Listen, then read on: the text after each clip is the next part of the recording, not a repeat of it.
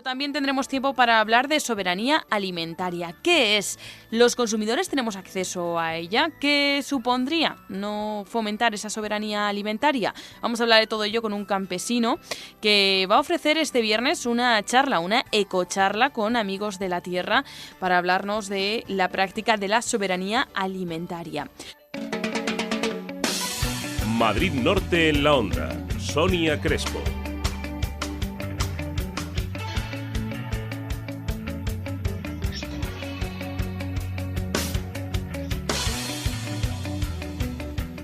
¿Se consideran reyes de lo que comen? ¿Saben lo que es la soberanía alimentaria? ¿Los consumidores tenemos acceso a esos productos? Bueno, de todo ello vamos a hablar con un experto en esa soberanía alimentaria, y es que él es campesino, pastor, presidente de la plataforma rural Alianza por un Mundo Rural Vivo, y va a dar una charla bajo el título La práctica de la soberanía alimentaria este viernes en el Centro Comarcal de Humanidades Cardenal Gonzaga de La Cabrera. Se trata de Jeromo Aguado. Jeromo Aguado, muy buenas tardes. Hola, buenas tardes. Bueno, encantados de hablar contigo para que nos expliques en un primer momento qué es la soberanía alimentaria.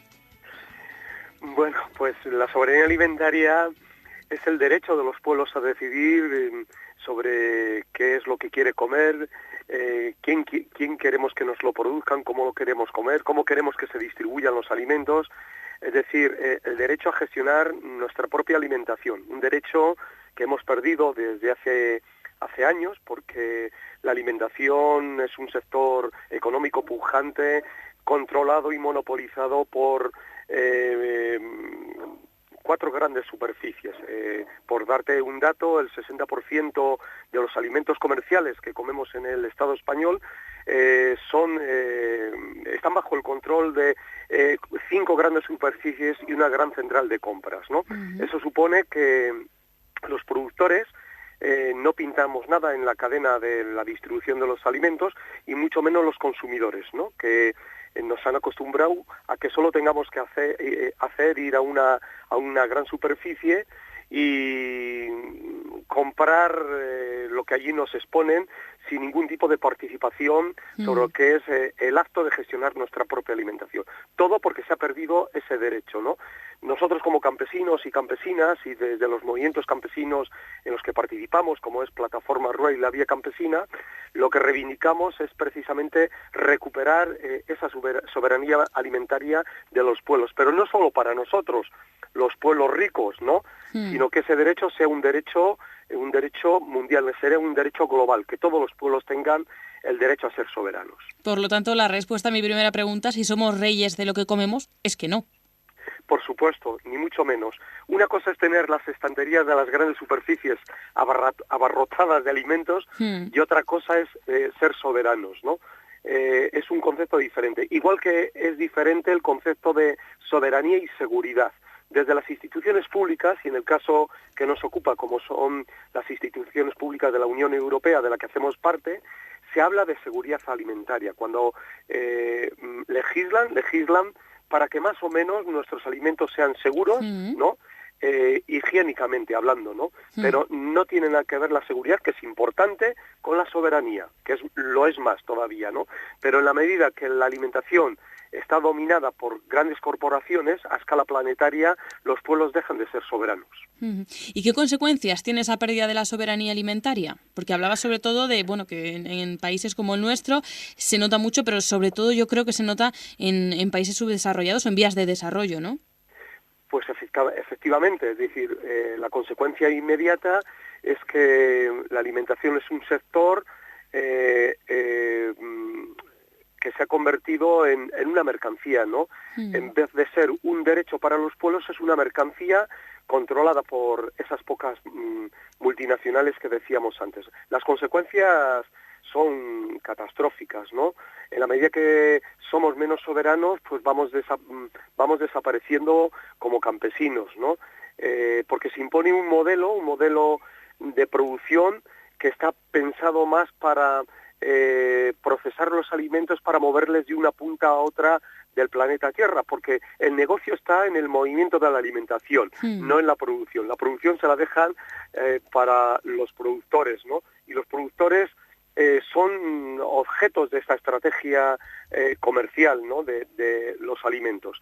Ese modelo pensado para producir a escala planetaria, en ese modelo no pintamos nada a los pequeños campesinos ni las pequeñas campesinas. Esto, si lo trasladamos a los países más pobres, pues tiene mayores efectos porque el porcentaje de población activa en estos países es mucho más elevado. El rostro de los campesinos y las campesinas está más asentado en los países empobrecidos, ¿no? Y en la medida que se fortalece, que se da más fuerza al modelo agroalimentario global, ¿no?, que lo que hace es prostituir los alimentos, ¿no? Pues en esa medida los campesinos van desapareciendo. Para los consumidores el efecto también es inmediato, porque los consumidores al final no saben lo que estamos consumiendo, ¿no? Estamos consumiendo igual patatas que se producen en Brasil cuando se pueden producir en el Estado español, ¿no? O es decir, como los alimentos hay que moverles, al final de lo que se trata es de especular con ellos y no de garantizar el derecho a la alimentación, el derecho humano. Y por eso el resultado es que en un mundo donde sobran alimentos, donde hay capacidad para producir alimentos para los más de 6.000 millones de seres humanos, tenemos en estos momentos más de 1.000 millones de personas pasando hambre, porque la comida es una mercancía, no un derecho. Bueno, como vemos, las consecuencias de la soberanía alimentaria irían por dos vías, ¿no? Que serían las condiciones en las que se hace esa producción, es decir, la explotación, la pérdida de territorios para campesinos, etcétera. Y por otro lado, hablabas de ese producto que tiene que dar la vuelta al mundo. Por lo tanto, de forma natural, un tomate no puede llegar desde el otro lado del planeta a nuestra mesa, ¿no? De forma natural, entre comillas. De forma natural no, pero de forma artificial sí que llega, ¿no? Por eso nosotros, cuando hablamos de soberanía alimentaria, estamos hablando de mercados locales, de construir alianzas entre productores y consumidores para que esos mercados locales se puedan desarrollar, que la comida pues que no recorra tantos kilómetros y que a ser posible se consuma lo que se produce en un territorio, ¿no? Y que consumamos lo que se produce en la temporada en la que estamos, ¿no? Es insostenible consumir tomates en invierno cuando todos sabemos que vienen de Holanda o de Bélgica, ¿no? Cuando somos conocedores de que allí no hay ni 4 horas de sol diario. ¿Cómo se producen esos tomates? Pues con sistemas súper intensificados, bajo plazo, con costes energéticos súper elevadísimos, ¿no?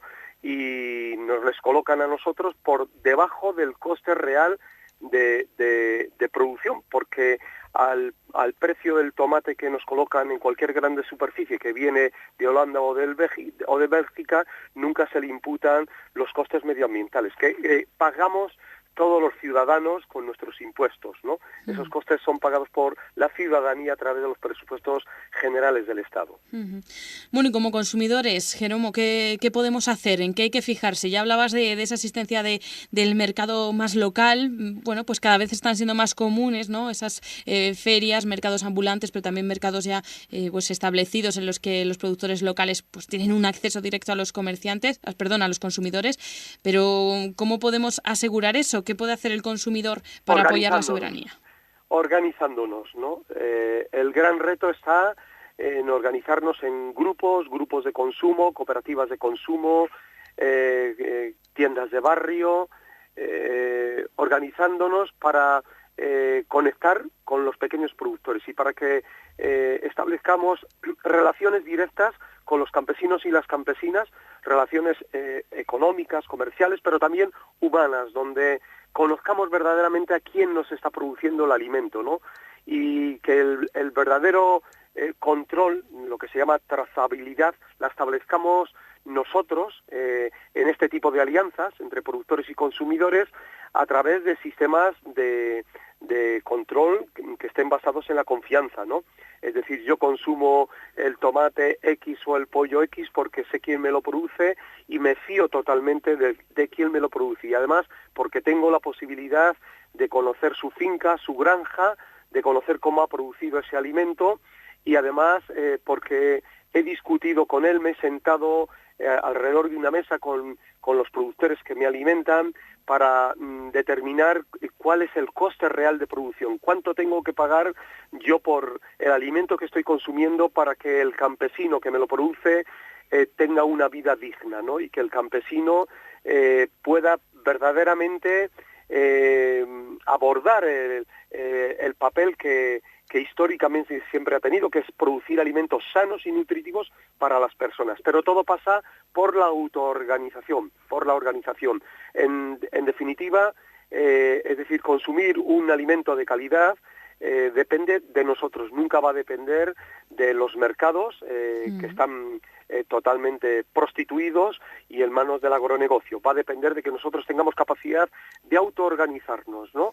En pequeños grupos, desde nuestros barrios y en conexión con los campesinos y las campesinas más cercanos, aquellos que tengamos más cercanos, como empezando a dar prioridad por el campesino que tenemos al lado de nuestra casa, que sería la gran utopía.